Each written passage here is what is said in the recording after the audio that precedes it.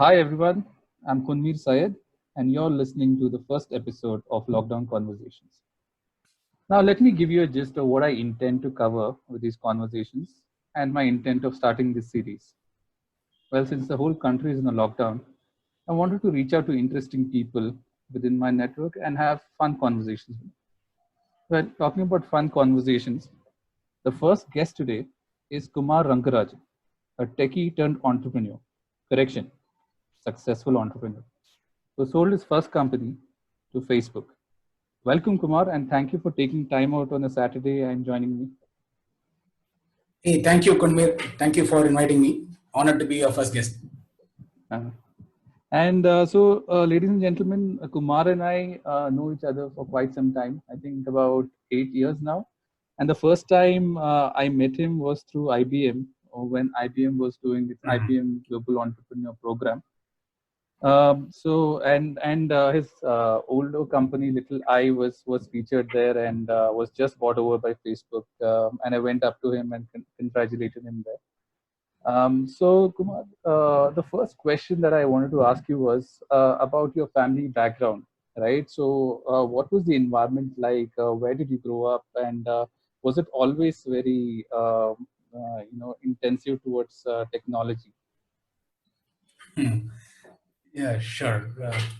So I'm from Chennai. So I grew up in urban. I'm a city boy. Grew up in Chennai, South Indian family. So education was always key. I come from a middle class family. My parents are all government servants. So my early part of it was very, very predictable and very typical of a South Indian Chennai-based guy. Studied in studies was very important, and then college. By default, went to engineering college, like everybody, along with my friends. Never really knew what exactly I was getting into till I got into the third year of my life in college. So till then, it was all like, okay, my parents decided I want to become an engineer, so I also felt fine. Let me join. And I went in. I was a okay student. I wouldn't consider myself to be super, but I was always an above average student. Third year in my college is where things started. I started falling in love with computers. I used to work out of my uncle's. He had a computer in his company. Those days it was very rare. This is like around 92, 93 time frame. Right? Where computers were very rare, and I didn't have one at home, obviously. My uncle had one in his company, factory. So I would go all the way to his drive over there with my cousin and work there during the summer vacation. Learn Pascal programming. Was where I started falling in love with programming. And then since then, after that, coming back to college, and after the summer break, continued to be in the lab, became a nerd, always in the lab. And then things changed from there. Okay, so family-wise, they're pretty conservative. Family, not too conservative, but okay, fairly traditional family, middle-class family. Nice, yeah, nice, very nice. And Kumar, I want to ask you was on somewhere I read that you wanted to create a Netflix equivalent in India. What is the story behind that? So this is in somewhere around 2010, right? So where anyhow, a little bit context. So all my Little I co-founders, so we all used to work together in a company called Rational Software. Okay. A US-based company, and we used to work in the US, and I came back and worked in India. It got acquired by IBM. And then so we were working there, and we used to really like that product. And then after a while, we left that team. All of us around 2007, I left first, and another guy went to do his US masters. Somebody went to join Yahoo, and all of us went our different ways. Okay. And then in 2010, we all got together in one of our friends' marriage. And then we said, man, what is it that we want to, we all felt like we want to work together again. We all really liked working together. We all liked the product that we used to work on together. And we said, how do we now work together again? So that is when the genesis of starting our own company started. Okay. Right? And then we were contemplating, and then we said, we gave ourselves a time. So, okay, 2 years we will give ourselves, and then we will prepare our finances, and we will get ready to start our own entrepreneurial journey. So meanwhile, I had... Kumar? So this was around 2010. 2010. Oh. So before that, I had a little bit of tint, not really entrepreneurial, but I was working in a small startup company called S7 Software. Okay.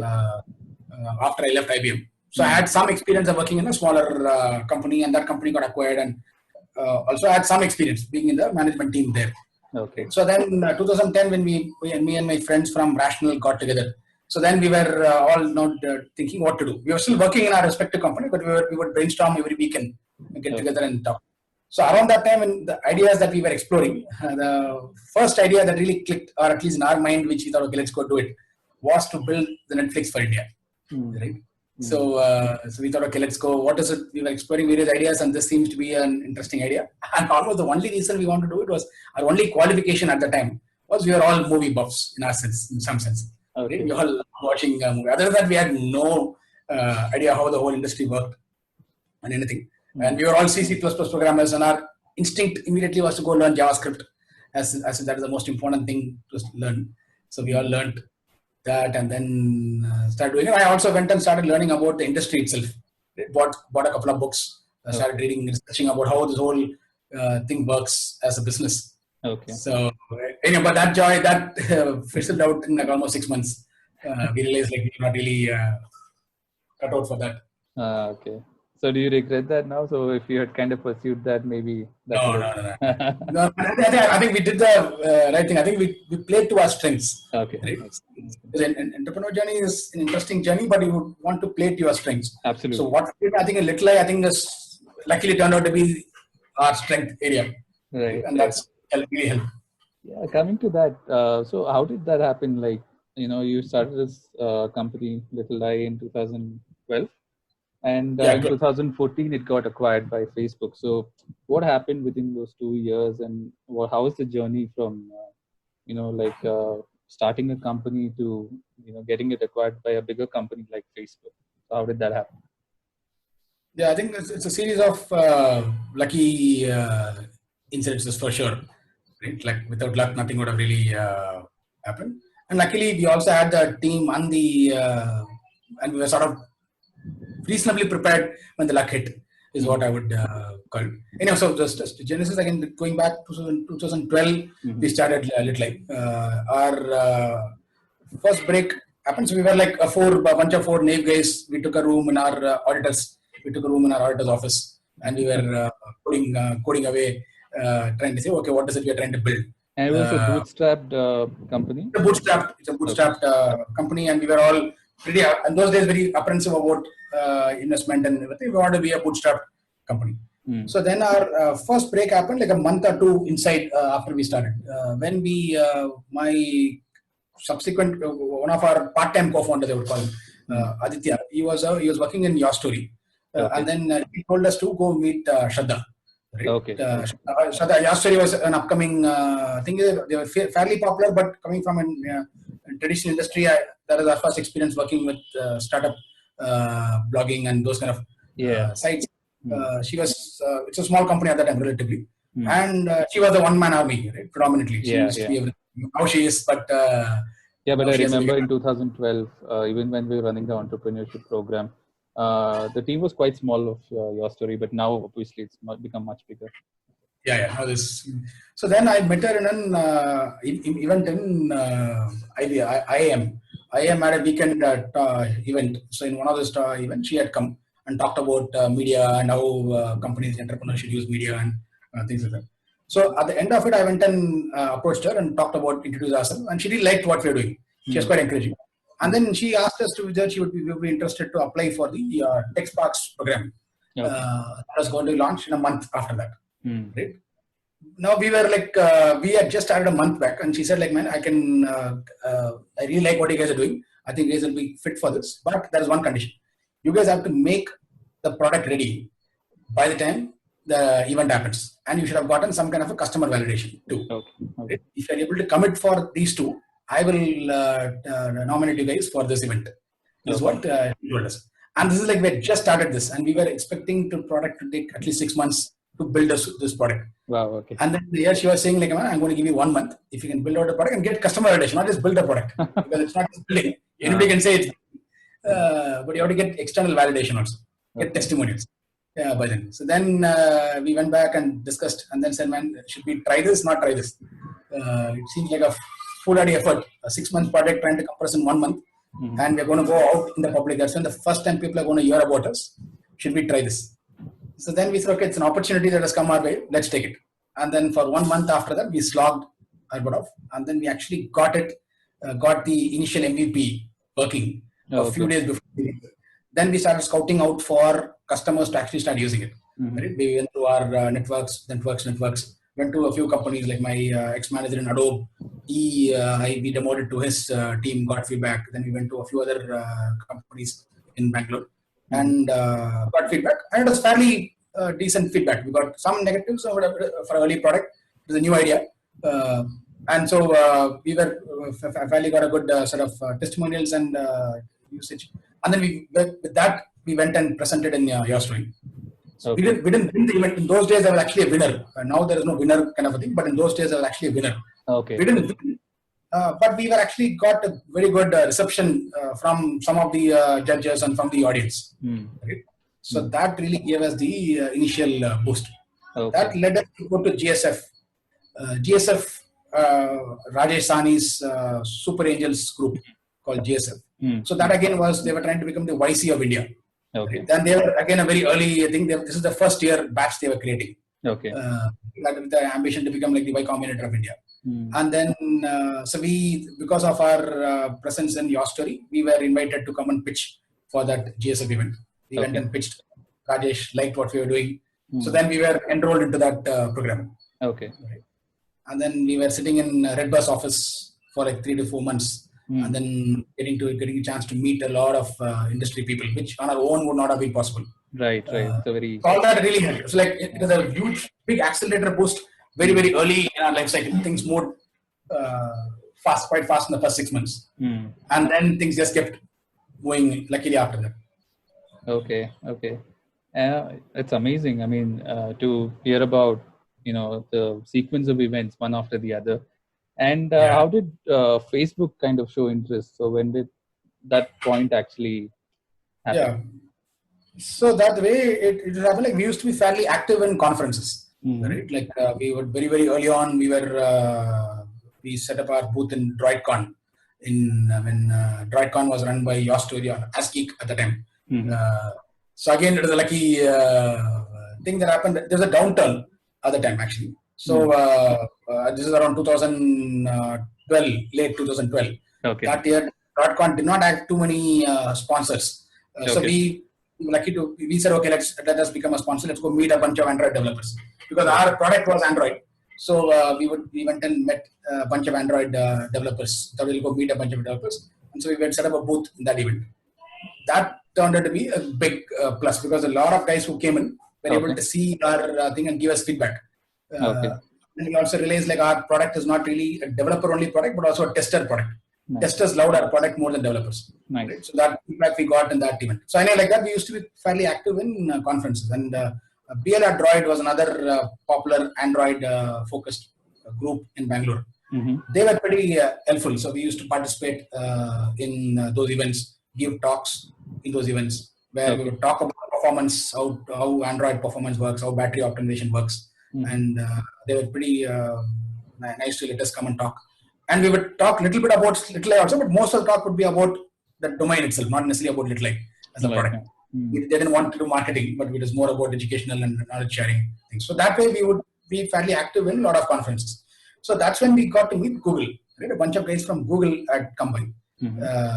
And then they liked what we were doing. So you see there's a Play Store director from US had come for one such event. She liked what we were doing.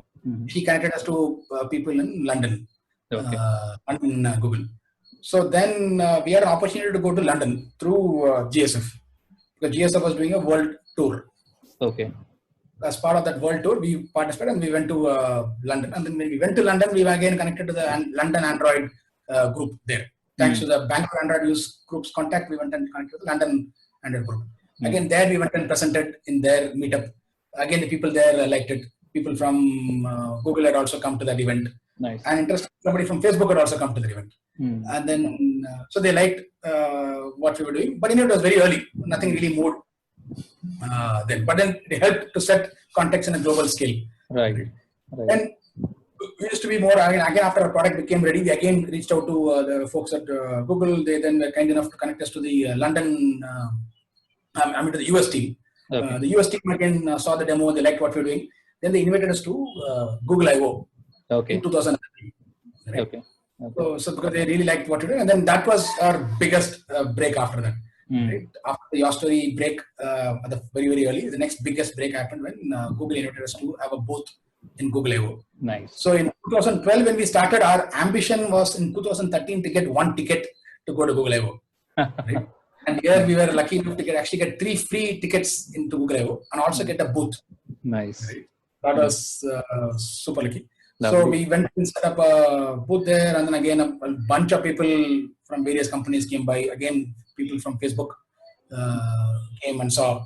They really liked what we were doing. So this is like some senior developers in Android come. They liked the product. They felt it felt very foolproof in the sense like anybody could use it.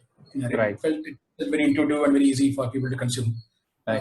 So that feedback worked, and then we luckily we connected back to somebody inside Facebook post that event through one of my colleagues' contact, and they had already heard about us from the event. Okay. And then one thing led to another, and then they asked whether we would be interested to get acquired. Lovely. So before that, again, one side story was like Twitter was also interested. Right? So because again through GSF events, we went to US also. Okay. So there we have met somebody from the CEO of Crash Analytics. Okay. Who was in an event. He liked what we were doing. He went, but then he had been acquired by Twitter. Okay. And then, so he connected us to his team in the Bay Area. So when we went to Google I/O, we again met the guys from Twitter too. So they also liked what we were doing. And then for a while we were talking to both of them, but luckily the Facebook conversation became better. Lovely, lovely. So it's lovely to see how things just worked out for you, and it is all a series of events, and then it's like one thing led to another. I'm sure a lot of hard work as well, because creating a demo to actually getting it ready to sort of getting your first customer, from there the journey to getting acquired by Facebook, and all within a span of 2 years. I think that's really commendable. And so 2014 to 2017, you were with Facebook, right? So since the company Little I got acquired by Facebook, so you were sitting out of the headquarters of Facebook, is that right? Correct. Okay. Then what made you come back and start another company called Slang Labs? So I guess in some sense, like once you've tasted working in a small company, you want to always work in small companies. I think that the camaraderie and the overall experience of companies never lets you go. Right. So even as soon as we joined Facebook, after a few months, we started discussing about what next. Right? All my founders, we would keep chatting. We wanted to be there for a while, but we knew that it is not a long-term thing. For one, I didn't want to be in US for long term. I had been in the US before. My wife is a doctor, and then we didn't really want to have our long-term thing in US. We wanted to go. It was a great place to visit, but our home is always back in India. Okay. So that was one big reason. And if you had to come back, you would prefer to come back as early as possible, because longer you delay, harder it becomes to come back. Right. So we used to all talk pretty often, and then by then over time we realized, like me and my other co-founder Giri, we both were the guys who were most keen to come back, while the rest were not really that clear about their plans to come back. The other co-founders. So then we started discussing more, and then we luckily came upon this idea of starting Slang. Closer toward the end of 2017 or end of 2016, early 2017. So then we formalized our plans, and then we left middle of 2017. So luckily things just. Okay, and an interesting name, Slang. When I was actually browsing through what are the titles, your title, instead of the CEO, it says Obsessive Dictator. So what is the story behind that? So I guess I have two titles. Either I'm the chief slacker or I'm the obsessive dictator. So that two things that exist. So one, as a culture, we didn't want to take our titles too seriously. Okay. Actually, Because actually our thing we really, I mean, titles are just don't really represent what they're just names, right? And we just wanted something that is more some sense representative, but not something which is very formal, which is very carries a normal thing outside. So we didn't want to take ourselves too seriously. So that is for one, we wanted to come up with names which were non-traditional. And second, we also wanted to come up with names which some sense reflected our character. Right? So I guess I'm going to be a little obsessive about how we want to do things. Dictator is a fun name that my friends, my colleagues call me. They call me Kim. Okay. So my pet name inside the office is Kim. So this is there are two Kims. They keep saying I keep switching between two Kims. One is the dictator Kim. Okay. Right. The other Kim is Kim Kardashian.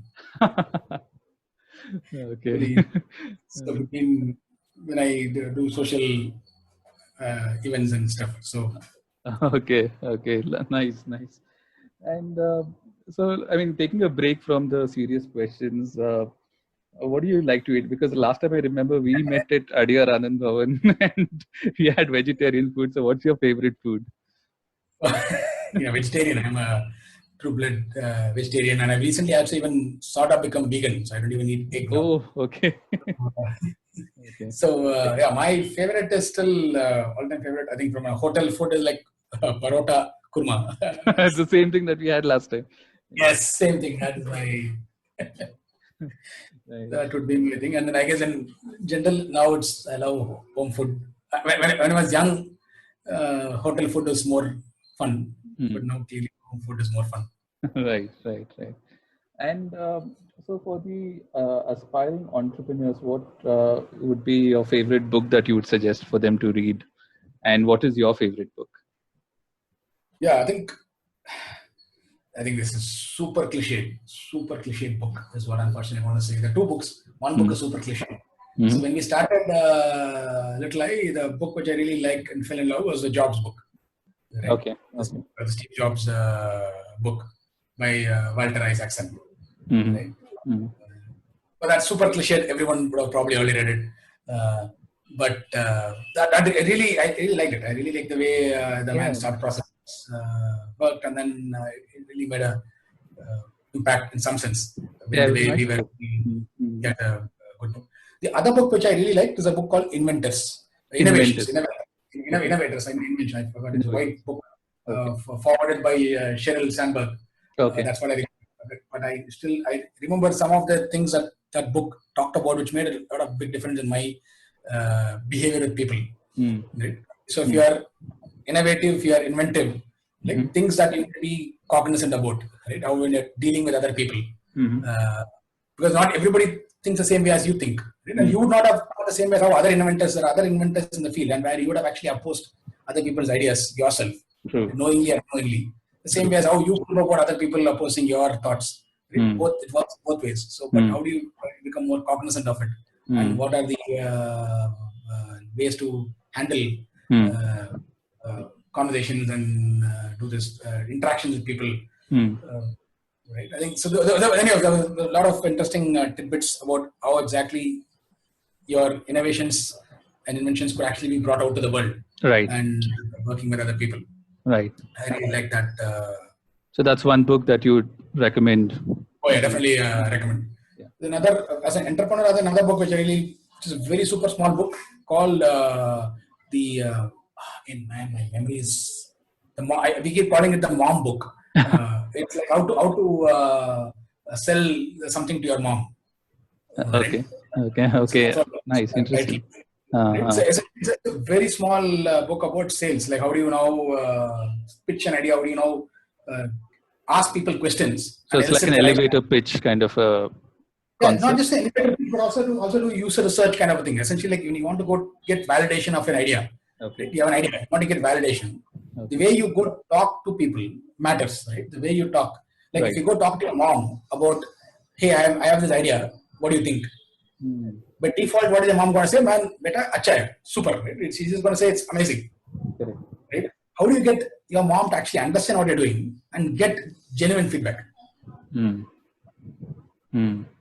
right? Right. Because we want to get carried away by the wrong feedback, right? I Right. think so. How do you get that feedback? How do you validate what you are trying to do? How do you validate even from when you're talking to your customers? Like when a Right. customer is saying something, how do you now actually ask them the right questions to Right. make sure that you get the right answers? Right. Right. Right. Amazing. Amazing. Um, Yeah. and to sort of blow off steam, right? So I'm sure because your startup must be taking most of your time. But to blow off Mhm. steam, what kind of shows do you watch on say Netflix or Prime, and or what do you do in your free time? Yeah, so I watch TV in the evening. I keep fighting with my kids, and then we both fight over the remote Yeah. constantly. Uh, yeah, so my favorite series tend to be like these kind of series. Like for example, I have there's a series called Newsroom, slightly old one, Okay. uh, right, where it's about a particular domain. Like it talked about, it was a 3-season an HBO show Okay. about newscast people, news readers, Okay. right? Okay. That show, and then there was another one called Doctor House, Oh yeah, where it's heard of a that. doctor, Mm-hmm. right? And Mm-hmm. then there was so lot of things. And then there's another one called Suits that I think is Yeah, fairly Suits. Even I'm a fan. So, illegal thing. So all of them, there's one streak which I guess I noticed I really like is like characters who are super strong people, but eccentric in some sense in their own fields. mm, And then that show is about that particular industry, right. right? You get to learn about that particular industry significantly, Right. uh, like how their minds operate. So I like those Mm. kind of series. Mm. Have you seen the Money Heist, the latest No, not yet. I've obsession? actually been, yes, I've been told, I've not yet gotten a chance to watch it. Uh, okay, yeah, same here. Yeah. Same Yes, here. I'm actually, I guess I'm the keeping the cake kind of a guy. Like I Mm. didn't watch Game of Thrones season 6 for a long time. I just finished it last month. Okay, okay. The joy of keeping it home and there's something more to watch. Yeah, it's like there's a season already there, so I have something to Yes, watch. I have something in the backlog to Nice. fund the next year. Nice, nice, nice. So, Kumar, I think I know a lot about slang, but to our listeners out there, do you want to give like a little bit of gist on what slang does Yeah, and sure. what your startup is all about? Yeah. So what we're trying to do at Slang is to be able to now help developers to be able to add voice experiences inside their web or mobile application. Right? At a simplest way to think of it is like it's a multilingual voice experience inside your app. Mm-hmm. Imagine you're as developers and app company when you're building an app, how many of these apps can actually be used by people that we our own parents, right? Mm-hmm. So the interface challenges that exist, the complexity of actually having to navigate by clicking on buttons and menus. It's Mm-hmm. always a what if we could allow people to speak to your own app and let the app be controlled and navigated and interacted with by a voice, Mm-hmm. right? And to be doing it in multiple languages, even if an app is prominently an English app, what if we could do it in Hindi or Tamil or any local language, Mm-hmm. right? So that is the gist of what we do. We provide a framework that enables apps to add a voice experience on top of themselves, what we call as a voice augmented experience. And then we provide it in a way it is extremely easy for someone to consume. Like we on certain domains, we just provide out of the box models. Like for example, if you're a grocery player, if you're a pharmacy app, kind of thing, you can just integrate our API in Nice. less than 2 days, and then suddenly get a full-on voice search, fully functional voice search uh, framework inside your application with multiple languages, Mm-hmm. right? Highly accurate, tuned to your domain, Mm-hmm. and being able to understand your domain words very well. Right. Right. Amazing. The work that you guys are doing in voice is just phenomenal. So I really hope and wish the success to all of you at Slang. I hope. Thank you. How's the lockdown situation and how's that kind of affected your company? So if you could just tell us a little more. Yeah, I think so. Work from home, I think the first I got two things. Right? One is like our day-to-day productivity kind of issues. Another is like our as a company, customers and other issues. Mm-hmm. So the day-to-day productivity kind of thing actually has been fairly okay in our thing. We were earlier we used to always have 2 days work from home. Mm-hmm. So work from home culture has always been part of our DNA. Mm-hmm. Even normally, so Tuesdays and Thursdays people work from home, and we only meet in office Monday, Wednesday, and Friday. Oh, okay, okay, nice. So that used to be our normal routine. Okay. So now, so switching into a 5-day thing was of course a stretch, but it is not alien relatively. Yeah, it's not impossible. It's not an impossible thing. But what is alien was like we would typically not do meetings on Tuesdays and Thursdays. Right? Okay. So okay. Tuesdays and Thursdays is where like our normally it's just you work on your own personal thing and then don't do meetings. Is only Monday and Fridays mostly, and very short meeting. That's how we used to structure it. Okay. But now having do meetings also using remote was learning, but actually turned out to be pretty efficient. In some sense, I'm wondering like maybe this is how we'll continue to do it even in the future. Difficult to get out of this once you get started used to this whole thing. It's difficult to get out of it in. Yeah, I think this is also like because it becomes very crisp. Meetings are actually run now a lot more crisply. People are now a lot more clear in what they are saying because they are now articulating only by voice. So that is actually working fairly well from a productivity perspective. But there are times when people get burnt out a bit because you don't have the break, right? Like even I just in the last couple of days I just felt like I was really getting burnt out, so I took a day or two off from work. Like last week, another colleague felt like this. He took off a few days. Okay. So I think like so we have to just be cognizant of the fact that because now it's as soon as they wake up, the first thing you think of is like their work. Yeah, I know. Transition out. So there's a good chance to get burnt out. So I think we have to be cognizant of it. It's important to switch off and switch on at the right time as well, right? So yeah. It's always very easier said than done because now with nothing else to do other than just TV, eat, or this, you feel like okay, let's just go back to looking at my computer or checking the messages and things constantly. So I think that is something to be cognizant of, and if it really bubbles up, to just say screw it, it's fine. Nothing is going to happen if you take off for 2 days. Right. So great, Kumar. So and it was lovely talking to you. Before I let you go, there's one last question, right? So I'm sure all the listeners out there, all the budding entrepreneurs who see this as yours as a very dreamlike journey, where from a techie to a successful entrepreneur to selling off your company to Facebook, coming back, starting your own company again. So any advice for these budding entrepreneurs that you have? I think there's so many people are so much more smarter these days. Like I was just talking to my relative who is in 11th standard right now, and he's already asking advice about like, uncle, I want to now start a company. What should I do? I was like, whoa. So Levin. Yeah. So like I think the level at which people are now able to do things and like so early that people actually start thinking about all these things. But I think that said and done, I think like my general advice is, if there is anything, if you can call it as advice, would be to now be cognizant of why you are starting up. Right? I think like a lot of people start up because it feels very fancy. It feels like, man, it's a glamorous thing. It's like how a lot of in the early days, Hollywood people used to go to movies because it felt fancy. Right? And then, but there's a lot of, not everybody becomes successful. Right. Not just about, I think it's like, is that a calling? Do you really want to do this? Like, it's perfectly fine to work in a place. Work in another place, learn. And then if you feel the right need for it, there's a right need for it, and then start. Right? And it is not just about idea. Ideas everybody could have. People always think ideas is what matters, but idea is just one part of the way. Of course, the right idea at the right time matters, but it's not just about ideas. It's also about the execution, knowing your problem space better. Absolutely.